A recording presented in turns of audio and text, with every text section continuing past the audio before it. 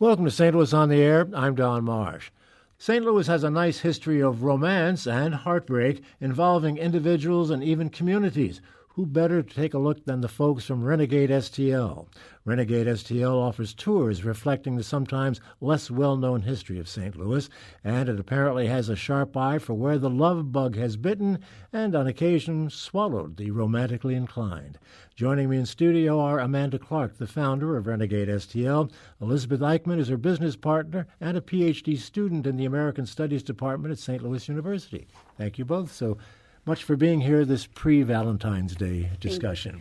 Thank you for having us. And Yeah, Amanda, we're happy Amanda, to be it's here. been a couple of years since you were with us, and I understand you're still trying to get over an incident that happened then. I am. I do need to just start out with this. I was on 2 years ago, and there was a very important word that I couldn't remember.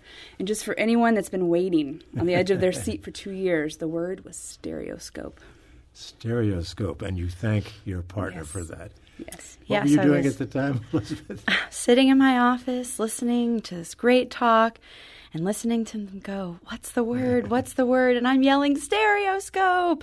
Unfortunately, she couldn't hear me, but we cleared it up afterwards, and I'm glad we're here today to set the record I'm straight. glad you are, too. I'm I glad feel that's much out better of the now. way. Well, let's talk about the business at hand. Amanda, I'll start with you.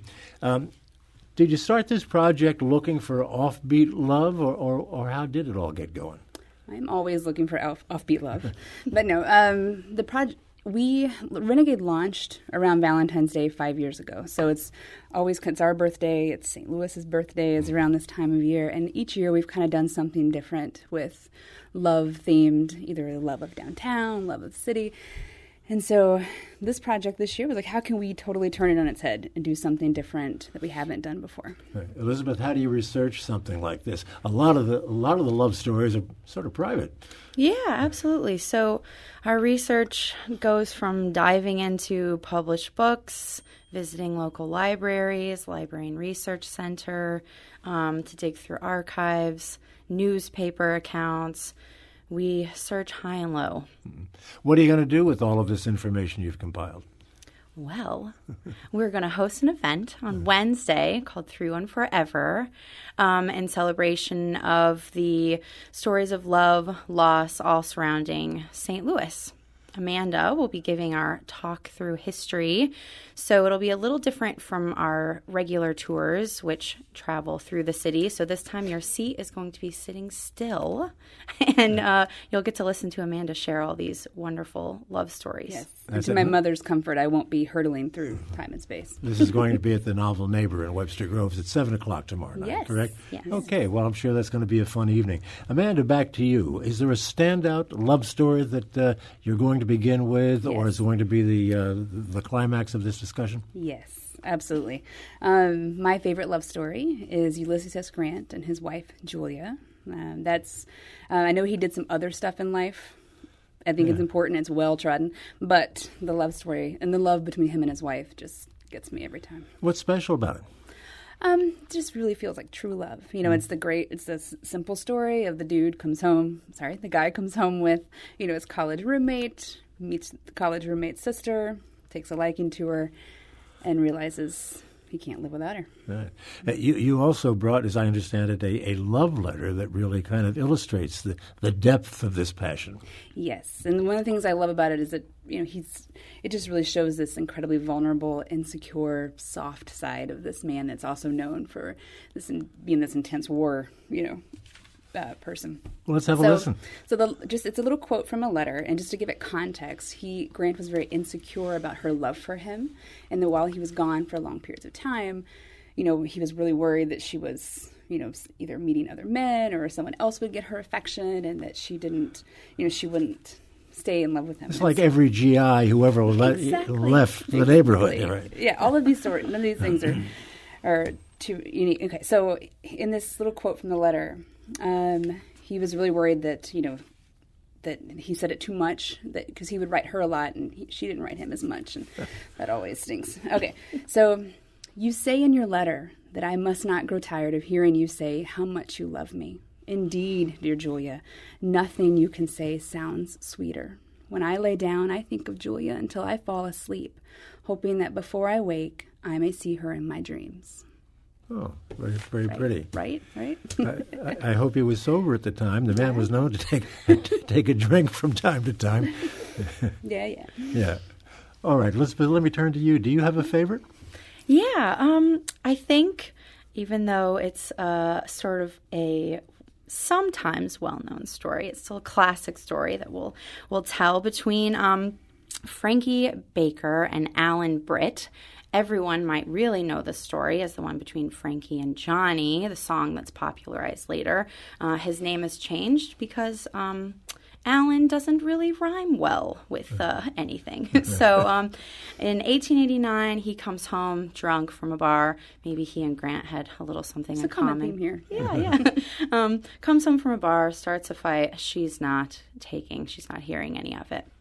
Pulls a pistol out from under her pillow, shoots him. He dies 4 days later in the hospital, and ultimately she's freed from any charges. The judge rules it self-defense. But sort of the legacy of this lives on through a song. Later in the 1930s, a movie is made. The trial is read again in court in the 1940s. And, Amanda and I are sort of talking about the legacy of this, why we're so stuck up on this. And the sort of response that I came up with was that, Frankie is a woman who behaved badly. She did, what you're not supposed to do. I mean, nobody should shoot their boyfriend, but women especially shouldn't.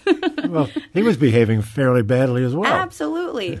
And, he didn't really come out of that on top, per se. But, she sort of lived with that her whole life, and the legacy of that hanging over her entire life. And, many people today still know of that. The shooting happened here in St. Louis in their home in the Targhee neighborhood, which was demolished in the 1930s for the building of what is now the Peabody Opera House. So that happened right in a place that many of us know and probably visit a lot. Mm-hmm. Is there a plaque or anything like that would commemorate, or probably not? That I know. Probably not.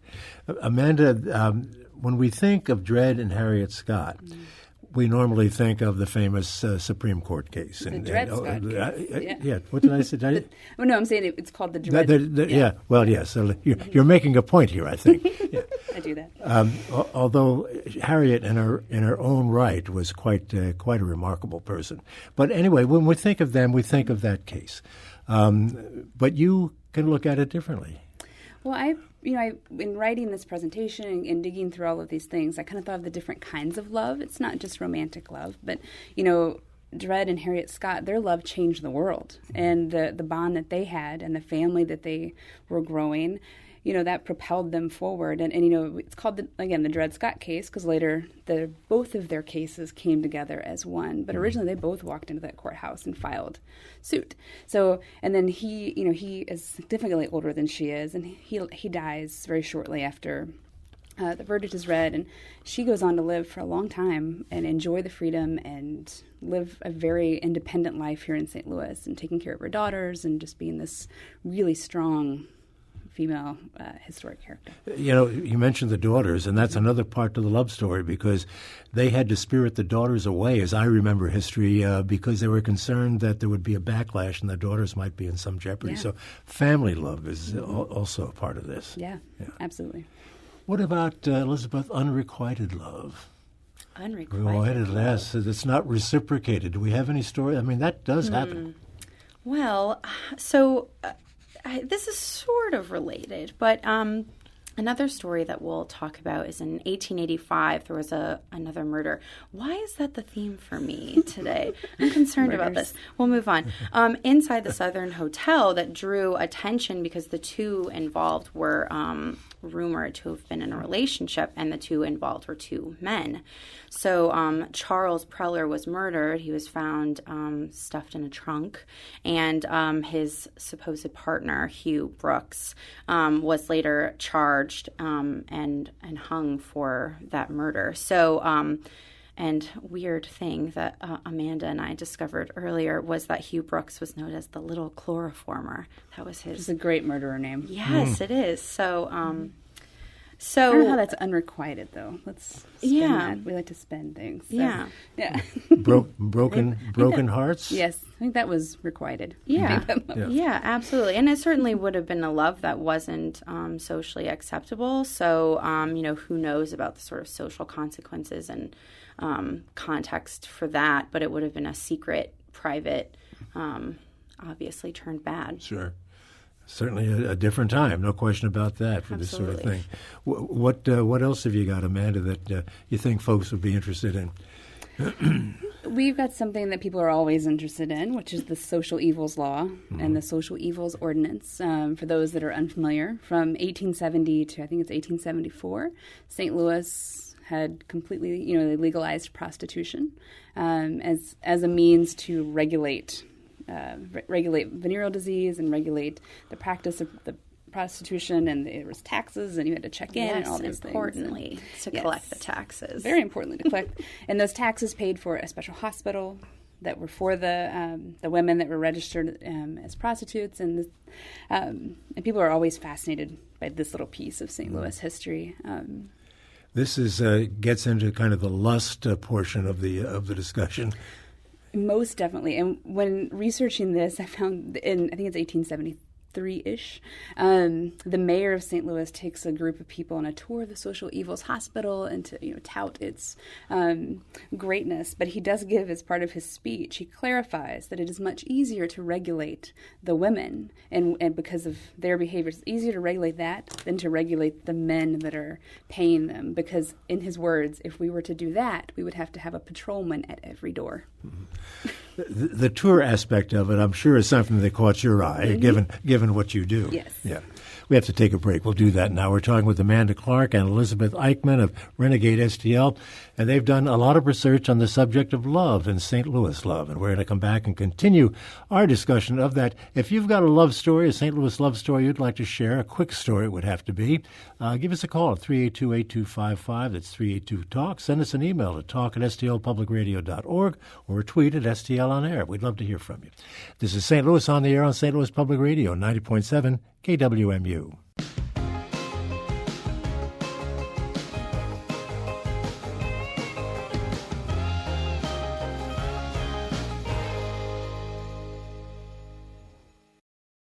And welcome back as we continue our conversation with Amanda Clark and Elizabeth Eichmann on St. Louis romance. Okay, where do we go from here with regard to these love stories? What have we left out so far? Well, I mean, there's the people, the love, and then there's the people. The event is called 3-1 Forever, and it really celebrates my love of St. Louis. I am not from here, and so I've had to fall hard and deep in love with the city. So I think that's why it always kind of resonates with me. And so we also deal with places that people love, and I don't want to give away some of the fun things, but the Arch or the Eads Bridge or Forest Park, great places to fall in love in the city as well. One of the things I know that you pay a little bit of attention to, we talk about broken hearts, was the Great Divorce. Mm-hmm. That is 1876. The city and the county split and has so remained ever since. That's part of your love story. Yeah, and we're sort of spinning that as the one relationship that we can't seem to get over. There are discussions year after year about, the city and county reuniting and coming back together. So I think that's also, we're going to kind of have fun with that a little bit. Should they do it for the kids? I mean, what? Gosh, they should really work it out. Yeah, and we decided to hold the event in the county, so we're sort of trying to make peace with that, taking our typical city sort of escapades out into the county. They've been talking about reconciliation for a long, long time, and it hasn't happened yet. Yep. Let's take a call. Lisa is joining us from St. Louis County. She's got a story to tell. Go ahead, Lisa. You're on the air. Yes, I'm reminded about Henry Shaw. He never married. He did apparently have a lady friend, and when they broke up, he had given her piano. He wanted his piano back, and there was a big court case about it. I don't remember the outcome, but I think that's a pretty good one. Is that one you're familiar with, ladies? It's one I've heard. I know there's a good talk coming up soon. There's at the Tower Grove, maybe Friends Association is having a lecture on that whole story soon. How about the subject of affairs? I mean, we talked about Frankie and Johnny, but are there any other famous stories that come to mind that you maybe found in your research? Not that I can think of. Not. What did you learn about love in doing your research on love in St. Louis? I don't know if I learned much. I always am underscored that I am an incredibly hopeless romantic, so I'm drawn to the, as we were doing our research, and all of my stuff is super sappy, and I just really love love letters and all that kind of stuff. So, and I think, what we try to do all the time is take these big themes and kind of spin it, find a different story to tell. So we're starting with this theme of love, but, that extends to different kinds of love or different expressions of love, or, whether it's passion or loss or admiration for people, buildings, places. So we're just trying to, sort of express our love for St. Louis in different ways and celebrate that and have a little fun and maybe learn something along the way. What have you found with regard to expressions of love, for instance? I mean, are there any that stand out? We had a very nice letter from our friend General Grant to wife Julia. Any other things that come to mind? I can do more Grant stuff, but on the day they were married, he gave her a picture of himself in a little locket. But well, I think actually this is a spin, but I think it's related. In 1849, when the White Cloud steamboat catches on fire and we lose 400 buildings along the riverfront, that same fire was the moment in American history when the first fire chief dies. And so, in some ways, his love for St. Louis, he, was out protecting. And amazingly, we didn't lose as many lives as you would think for a fire that lasts 5 hours, protecting and saving important buildings that we have today. So perhaps we could spin it that way and think about his love for St. Louis. Yeah, Amanda's like, yes. 1849 was a fairly interesting year because not only was the Great Fire taking place, also the cholera epidemic, which took hundreds and hundreds of lives. Yes. Really set the city back quite remarkably. So probably in general, 1849 is a year that we as St. Louisans don't love. So, it was not a great year. Anything else you want to bring to the table of love before we maybe move on to some other things? No, I mean, other than just, I think it's St. Louis itself is a city that kind of suffers from a little bit of a self-esteem issue, and I like to do anything that makes people fall in love with it or celebrate their love of it. Well, as you said, that was the genesis of Renegade STL. We've talked a couple of times in past years, Amanda, about the organization and the tours that you take. How has that been going? Is it prospering? Very much so. It's fantastic. We're now doing tours on everything from we have our Badass Babes, we have Disasters and Catastrophes, and then we have Manufacturing, a tour where I basically drive a bus up Broadway and I talk about all of the nondescript industrial buildings along the river and what amazing things are happening inside of them. Are you involved in the tours as well, Elizabeth? Yes. Earlier this summer, Amanda and I became official business partners. So together we design new tours, do the research. We each own our own tours and own versions of them, give the tours sometimes together, mostly separate. So it's been a lot of fun for me as a student, as a graduate student, because I get to sort of take all of the stuff, if you will, that I read about and study all day and share it with people who are really, truly interested and passionate about learning about their city and paying attention to places that they walk by every day but haven't really even taken a moment to look at, much less learn something about. Amanda, I've heard some people sort of describe what you do as being a little bit over the top, in the sense that it's not the typical things that you do.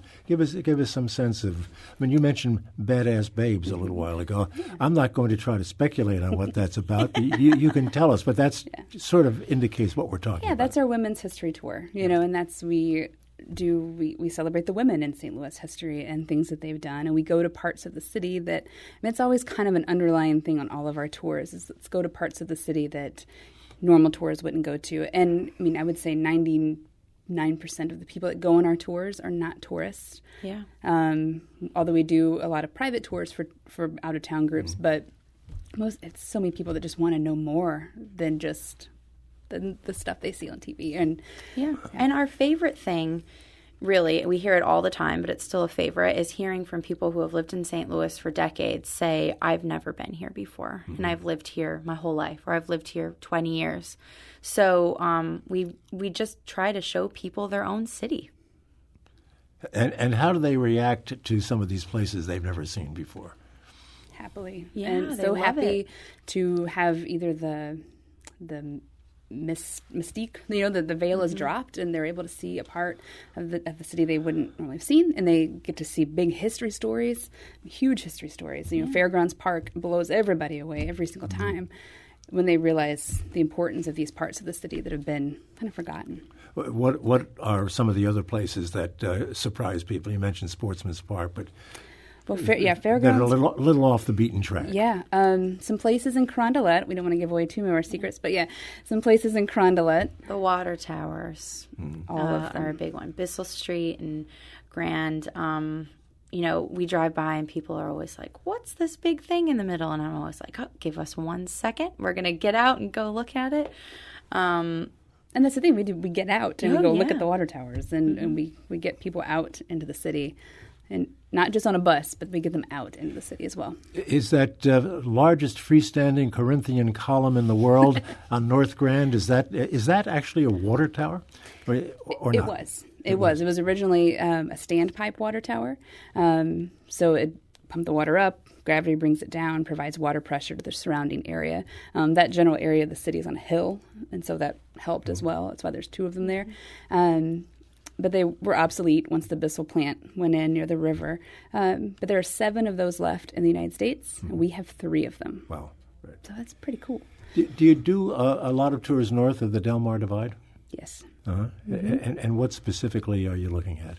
We go to the Ville. We go up to Hyde Park.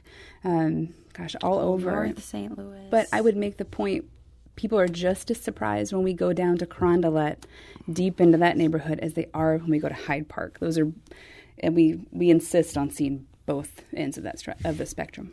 I imagine that people go away from these tours having changed their views about a lot of things that they thought they understood and knew. Yeah. We had a family last week that they don't all live here, but they've now made it a regular thing that when they get together, they go on a private Renegade tour, and we do something new. Like whatever we didn't do last time, we're doing this time. We've got about a minute left. How do people get involved and sign up for one of these treks? They can visit our website, www.renegadestl.com, and click Book Now. All righty, we'll leave it at that. Ladies, thank you so much for being with us. Thank Fun you. to talk about love in St. Louis. Amanda Clark and Elizabeth Eichmann of Renegade STL. A reminder, their event is tomorrow evening at 7 o'clock at the Novel Neighbor in Webster Groves. This is St. Louis on the Air on St. Louis Public Radio, 90.7 KWMU.